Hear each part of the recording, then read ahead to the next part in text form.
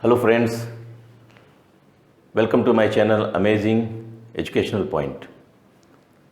आज हम लोग चर्चा करेंगे कन्फाइंड स्पेस एंट्री के बारे में। ये कन्फाइंड स्पेस एंट्री जो होती है, ये और जगह जो काम करते हैं और इसमें कन्फाइंड स्पेस में जो काम करेंगे उसमें बहुत बड़ा फ़र्क होता है। बहुत बड़ा फ़र्क होता है। सबसे बड़ा फ़र्क ये होता है कि हम और जगह पे काम करते हैं तो उतने ख़तरे नहीं होते हैं जितने कि कन्फाइंड स्पेस में होते हैं। कन्फाइंड स्पेस में काम करने के लिए बहुत ज़्यादा प्रिकॉशन और बहुत ज़्यादा प्रिपरेशन करना होता है। तो उस क्या प्रिपरेशन करते हैं और क्या क्या प्रिकॉशन है, सब आपको मैं बताऊंगा विस्तार से। तो पहले एक बार फिर से रिवाइज कर दें कि कन्फाइंड स्पेस कौन कौन सी जगह होती है, ये आपको पता होना चाहिए। तो आइए देखते हैं। कन्फाइंड स्पेस में बॉयलर्स हैं, वेसल्स हैं, इक्विपमेंट हैं, टैंक्स हैं, फर्नेसेस हैं, लार्ज पाइप्स हैं, ट्यूनल्स हैं, मैन होल्स है, एक्सकवेशन है, पिट्स जिसका डेप्थ 1.2 मीटर से ज़्यादा हो वो भी कन्फाइंड स्पेस में आता है, और ट्रंचेस हैं, और एक्सचेंजर शेल्स हैं, टैंकर्स हैं, मोबाइल इक्विपमेंट्स हैं, वगैरह वगैरह इत्यादि इत्यादि। तो हम लोग जो कॉमन चीज़ है ज़्यादा उसको ले रहे हैं, और फिर इसके बाद में कि जैसे कि एक्सकेवेशन में, स्लोपिंग में और क्या क्या है वो सब हम डिटेल में बाद में बताएंगे। जो दूसरा वीडियो अपलोड करेंगे उसमें हम विस्तार से चर्चा करेंगे, राइट। लेकिन ये कन्फाइंड स्पेस के बारे में एक चीज़ बता दूं कि कन्फाइंड स्पेस क्लियर सबको नहीं होता है, बहुत कम। मुझसे जितने भी लोग मिले, कन्फाइंड स्पेस के बारे में किसी का कंसेप्ट क्लियर नहीं था, सही तरीके से मालूम नहीं था कि कन्फाइंड स्पेस वाकई होता क्या है और इसमें काम कैसे करते हैं अंदर, और क्या क्या प्रिकॉशंस लेना होता है, क्या क्या तैयारी करनी होती है, इसमें कन्फ्यूज़न होता है।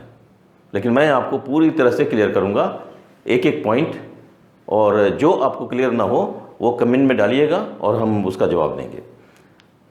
तो आपके हर परेशानी को दूर करने के लिए ये सेफ्टी से रिलेटेड ये अमेजिंग एजुकेशनल पॉइंट हमेशा आपके लिए है, और इसका वीडियो मिस ना करिएगा और देखते रहिएगा।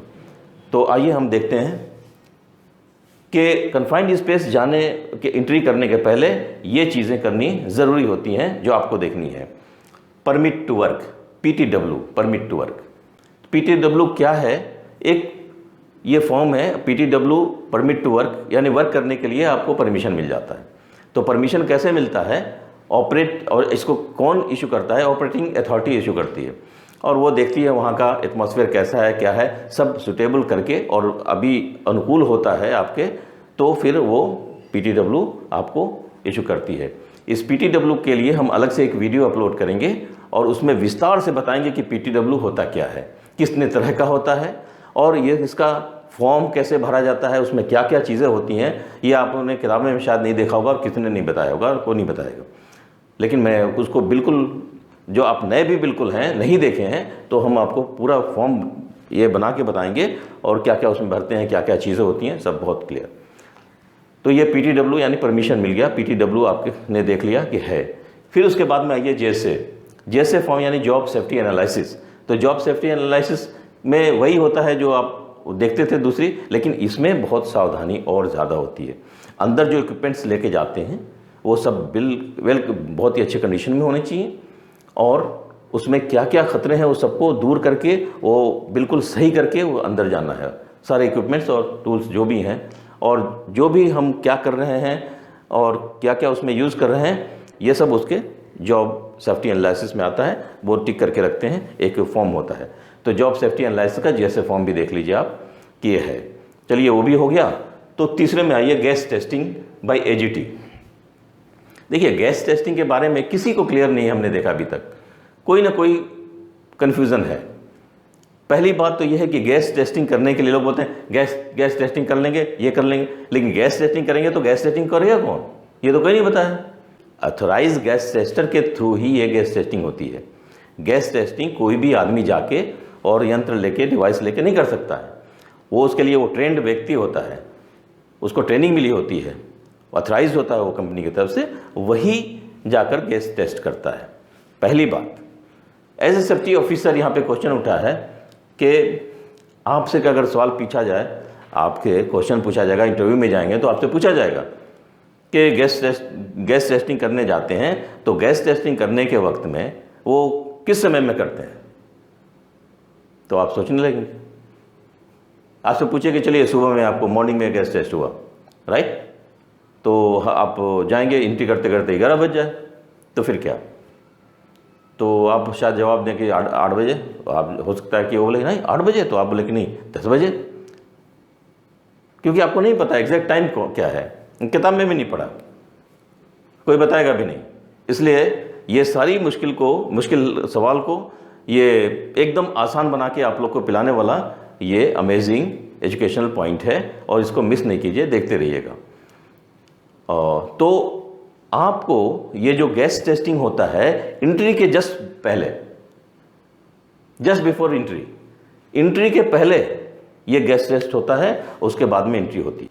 और बीच में किसी कारणवश 1 घंटे के लिए काम रुक गया, 1.5 घंटे के लिए काम रुक गया, फिर क्या करेंगे? उसके बाद में आप आ गए बाहर, उसके बाद फिर एंट्री करना है, आपके पास तो गैस टेस्ट किया हुआ है, तो आप क्या करेंगे? घुस जाएंगे, एंट्री कर जाएंगे?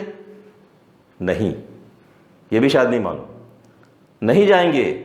जब जब जाना है, अगर 1 घंटा आपने काम बंद कर दिया, 1.5 घंटा काम बंद कर दिया, फिर जब जाएंगे फिर वो गैस टेस्टर को बुलाना है, और गैस टेस्टर फिर जाएगा और टेस्ट करेगा, और आपके अनुकूल अगर अंदर एटमॉस्फेयर है तभी आप जाएंगे।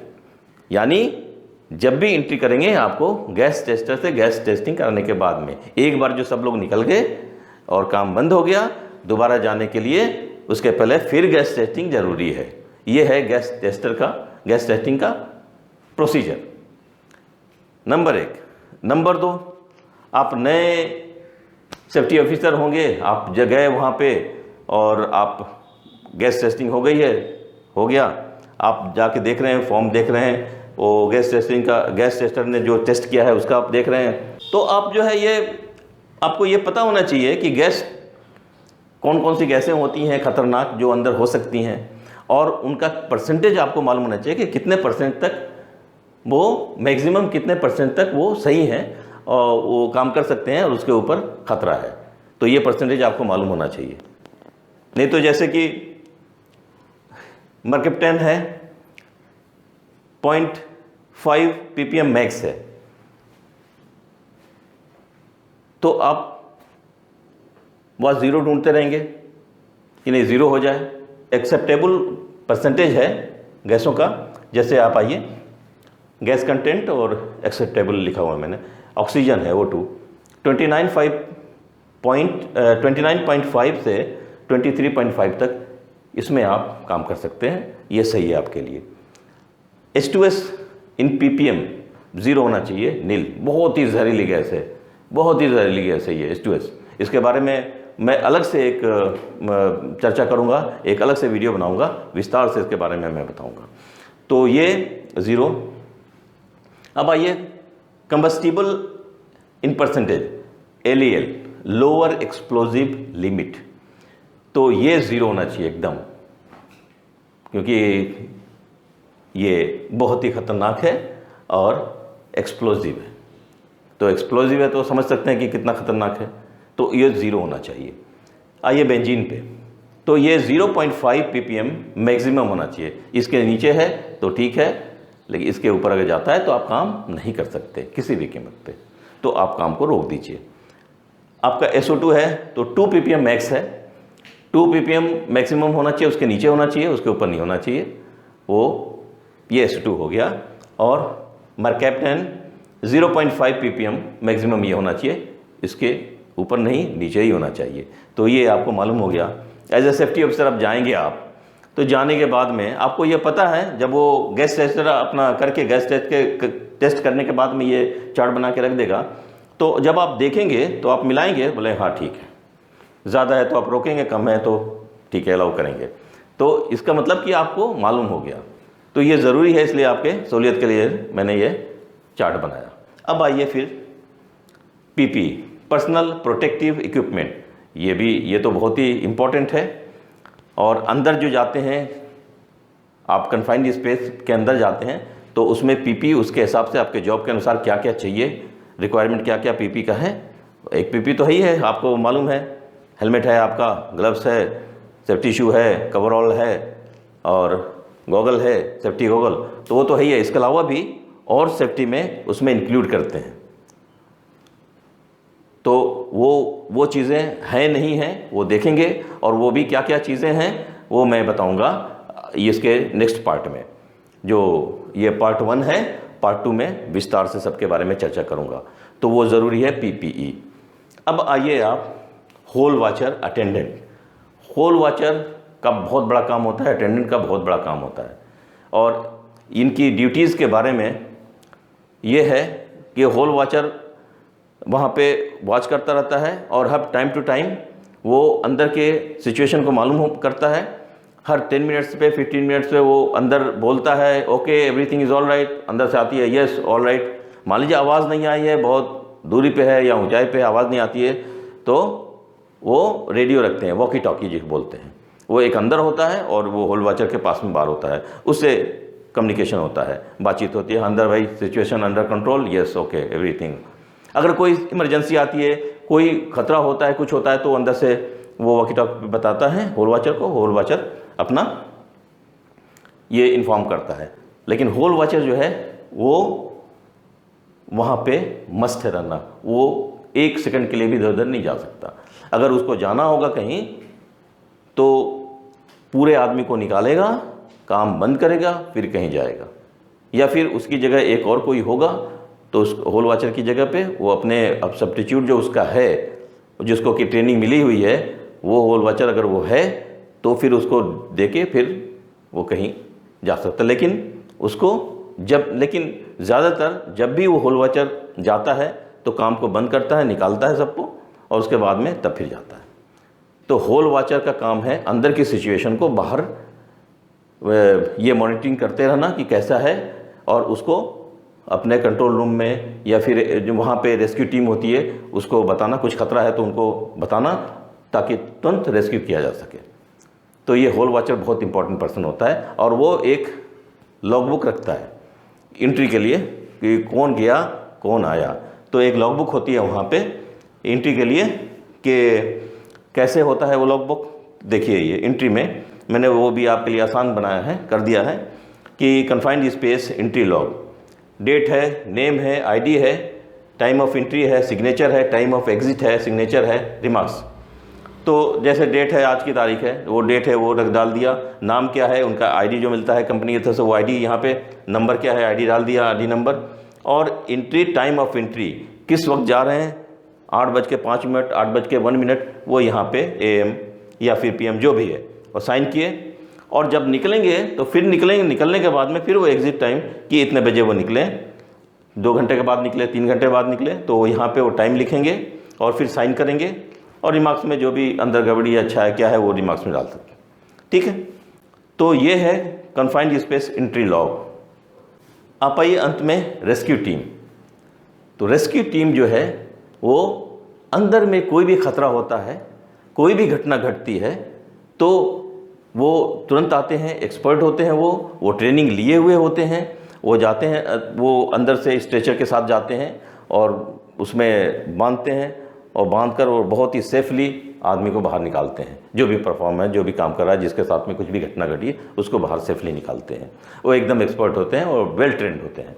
तो रेस्क्यू टीम वहाँ पे होती है, एम्बुलेंस वहीं पे होती है लगी हुई, और वो लेके आते हैं, एम्बुलेंस में डालते हैं और सीधे हॉस्पिटल लेके जाते हैं। तो ये रेस्क्यू टीम का काम है।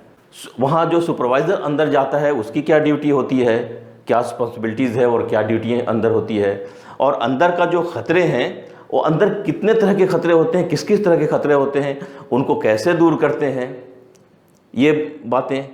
और ये सारी चीज़ें होने के बाद में अगर इमरजेंसी हो जाती है तो उस पीरियड में क्या करते हैं, और जब काम सेफली अगर ख़त्म कर दिए तो उसके बाद में क्या होता है।